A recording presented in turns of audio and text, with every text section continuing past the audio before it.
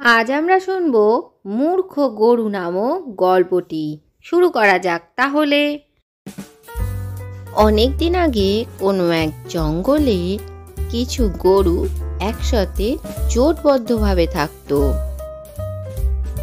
কোনো জন্তু জানোয়ারই তাদের সাথে পেরে উঠত না। জঙ্গলে একটি শিয়াল ছিল, তার নাম ছিল চিমা।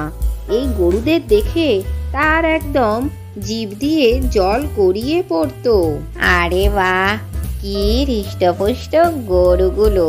এদের মধ্যে যদি একটাকেও মেরে ফেলা যেত তাহলে খুবই মজা হতো।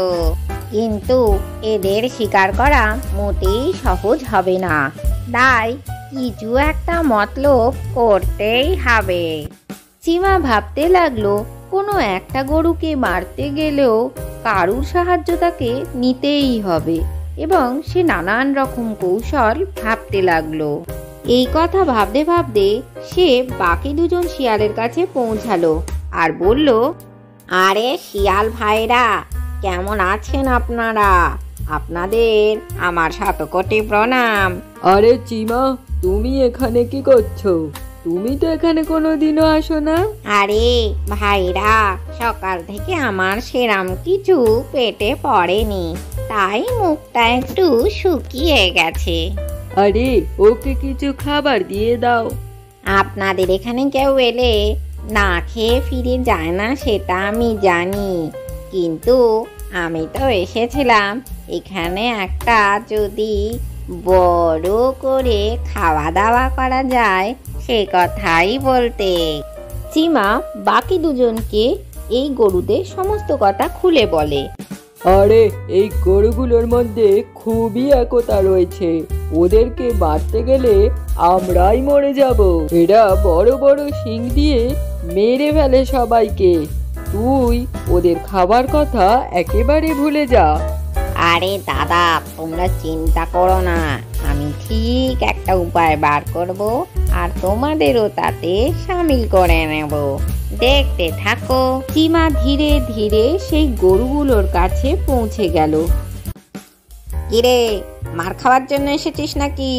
পালা এখান থেকে, না হলে কি করবে তুমি? আমি যদি আমার শিং দিয়ে একটুখানি ঠেলা দিই তাতেই তোর যে অবস্থা হবে।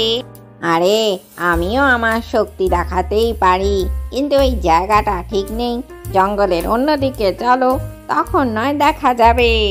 আরে এই ছোট একটা শিয়াল আর এত বড় বড় কথা, চল চল, কোথায় যাবি চল, দেখে নেবো আজ তোকে। শিয়ালের পেছু পেছু গরুটা চলতে লাগলো। শিয়াল যেই একটু জোরে দৌড়েছে, গরুও তখন একটু জোরে দৌড়াতে শুরু করলো। চিমা দৌড়াতে দৌড়াতে বাকি শিয়ালদের কাছে পৌঁছে গেল। আরে শিয়াল ভাইরা, তৈরি হয়ে যাও, তোমাদের কাছে খুব বড় খাবার আসছে। তখনই গরুটা যেই চিমার দিকে এগিয়ে যেতে লাগলো, তখনই অন্য শিয়ালগুলো তার উপরে আক্রমণ করে দেয়। গরু একলা থাকার জন্য তাকে প্রাণ হারাতে হলো। আজকের গল্প থেকে কি শিখলে বাচ্চারা? জোটবদ্ধ থাকাতেই শক্তি। ভিডিওটি ভালো লাগলে চ্যানেলটিকে লাইক ও শেয়ার করে সাবস্ক্রাইব করে দিও।